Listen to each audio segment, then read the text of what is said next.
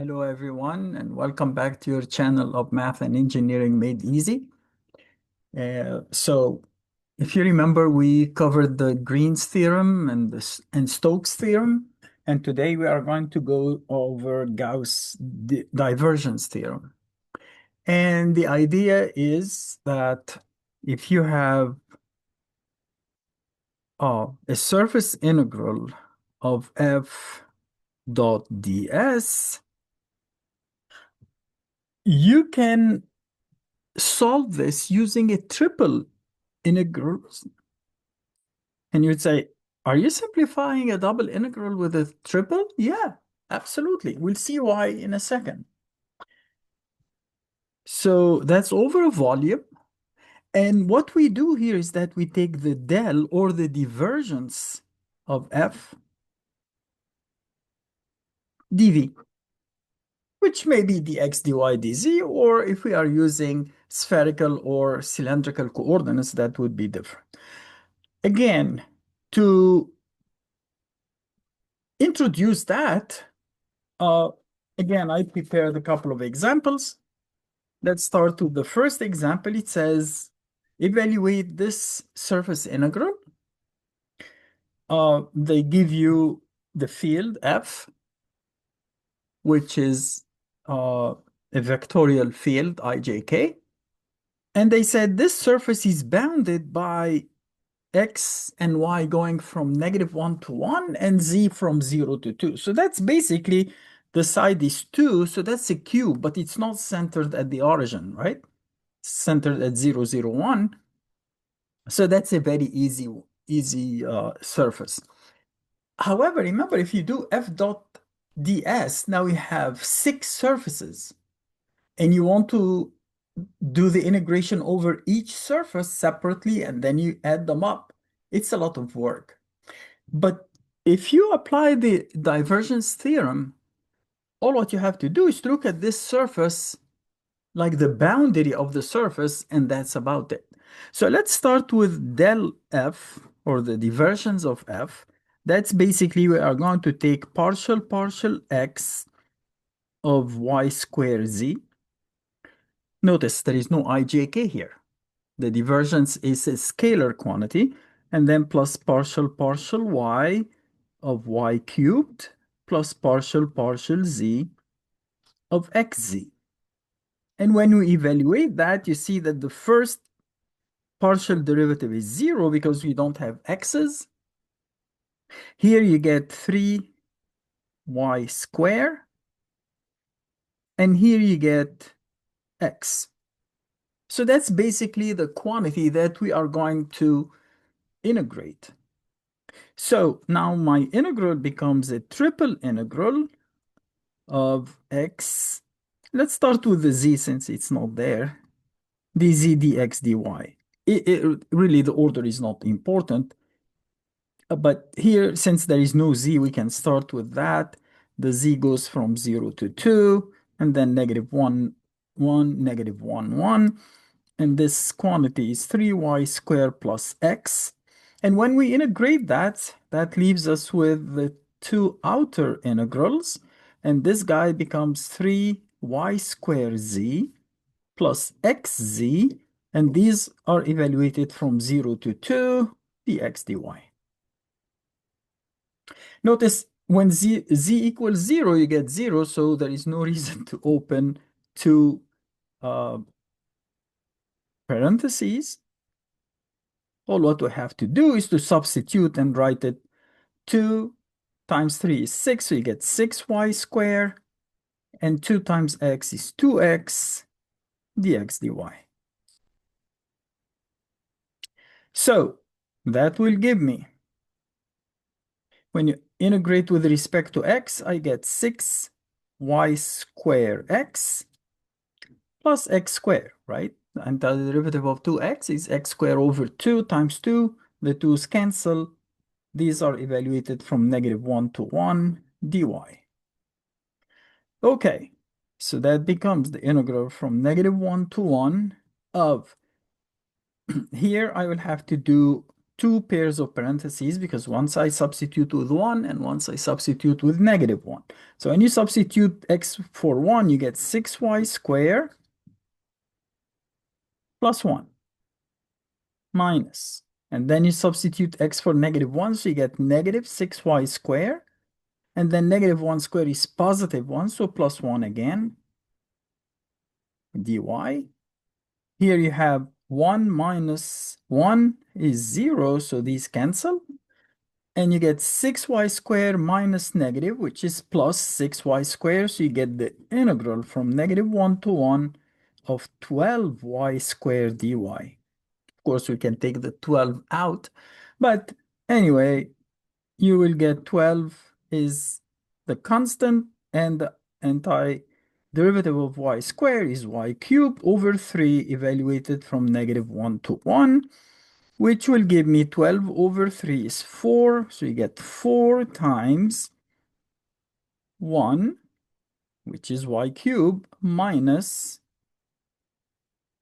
and -1 cubed is -1. Again, 1 minus -1 is 2, and 2 times 4 is 8, and 8 is the divergence.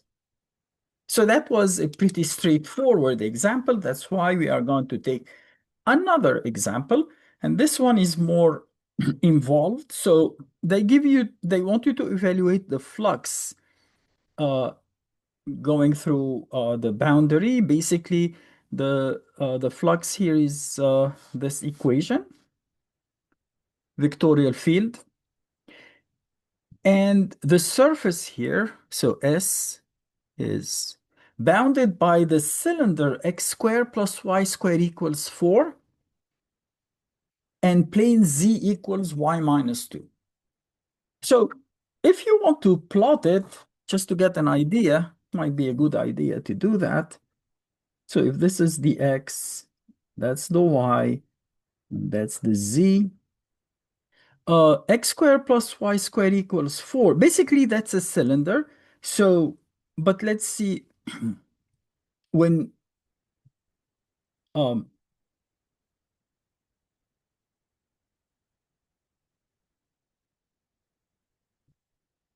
but z equals y minus 2 is below, right?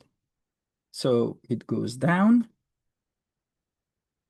And then z equals y minus 2 would make something like that. So it would be like, so this is z equals y minus 2.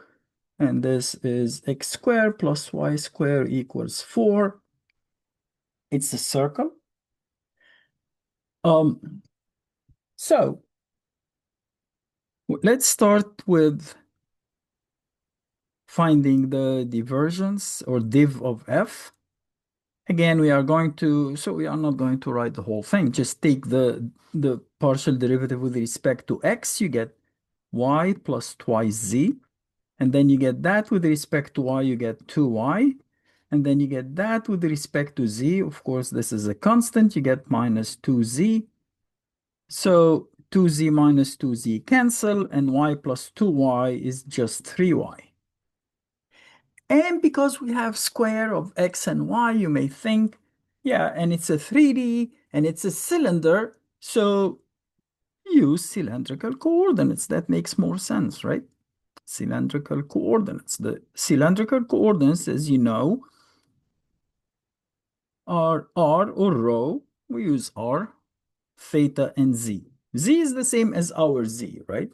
But, and again, here r and theta is similar to the polar coordinates in 2D. So we can say x is r cos theta and y is r sine theta, right?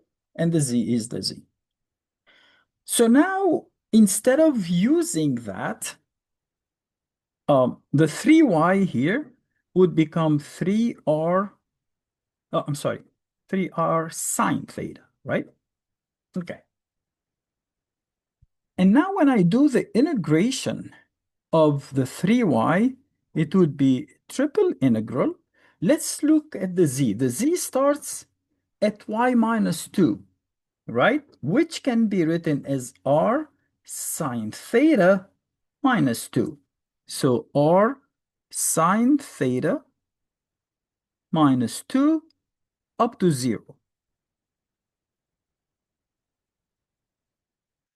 Now, the r, of course, here r squared equals 4, right? That's an equation of a circle centered at the origin and has a radius of 2, right? X squared plus y squared equals 2 squared, or r squared equals 2 squared. So r goes from 0 to 2. And sure enough, theta goes from 0 to 2 pi. And now instead of writing 3y, the 3 is a constant. I can write it out here. So, and then I have r sine theta. And then dx, dy, dz. Remember, in the polar coordinates, dx, dy becomes r, dr, d theta. In the cylindrical coordinates, it becomes r, dr, dz, d theta. But we start with the z, so it's dz. Then we start with the r, so it's r, dr. And then the theta is d theta. Okay, so now that becomes r squared. So instead, we can just cross that out and say r squared. Notice we are integrating with respect to z, and the integral of dz is just z. So we are going to get 3 integral from 0 to 2 pi, integral from 0 to 2 of r squared sine theta z evaluated at r sine theta minus 2 to 0, dr d theta. Of course, we can make that a negative and switch the order, and we can do that in a single step, right? So we are going to say negative r, the integral from 0 to 2 pi, the integral from 0 to 2, and then I'm going to evaluate the z as r sine theta minus 2, and then as z minus 0, and the 0 cancel. So I will get r cubed sine square theta. That's when you multiply this by that. And then when you multiply that by negative 2, you get minus 2r squared sine theta dr d theta. Do you see that? So because we took the negative, so we are going to switch that. It's the same as saying 0 minus, and you leave that as 3, and that would be negative. It's the same thing. So let's evaluate that, or let's take the integral, I'm sorry. So negative 3, integral from 0 to 2 pi of r to the 4 over 4 sine square theta minus 2/3 r cubed sine theta d theta. But then we evaluate that from 0 to 2. When you evaluate, again, the 0 will yield 0, so we don't care about that. R to the 4th, or 2 to the 4th, is 16. Divided by 4 is 4 times negative 3, so it's negative 12. So I'm going to say negative 12 sine square theta. And then negative times negative is positive. The 3 and the 3 cancel, so you get 2. And 2 cubed is 8, and 2 times 8 is 16, so plus 16 sine theta. Do you see that? First of all, r to the 3rd is 8, times 2 is 16. Over 3 times 3, so it's still 16. Negative times negative is positive, so plus 16 sine theta d theta. Before integrating that, I see the sine square. So instead of sine square, we write sine square theta equals 1 minus cos 2 theta over 2. So now I will have 3 terms that I will integrate equals the integral from 0 to 2 pi of 1/2 times that, meaning -6. And then negative times negative is positive, and 12 over 2 is 6 again. So plus 6 cos theta. And then the integral of 16 sine is -16 cos theta. Oh, I'm sorry. This is, oh, I haven't yet integrated. No. -16 sine theta. I was integrating this. I'm sorry. D theta. Well, in fact, so these will integrate to 0 because you are integrating the sine or the cosine from 0 to 2 pi. So either the right cancels the left or the top cancels the bottom, but it doesn't matter. Let's say we are going to integrate, so we're going to get -6 theta, and here plus 6 sine theta. The integral of sine is negative cosine. So plus 16 cos theta. Everything is evaluated from 0 to 2 pi. So first, I get the 2 pi, and then I get the 0, right? So substituting with 2 pi, you get -12 pi, right? And then sine of 2 pi is sine of 0, which is 0. Cosine of 2 pi is cosine of 0, which is 1, so plus 16. And then when you substitute with 0, -6 times 0 is 0, sine 0 is 0, and cosine 0 is 1. And you can see that 16 minus 16 cancel. Everything else is a 0 except -12 pi. So this divergence is going into the surface because it's negative, right?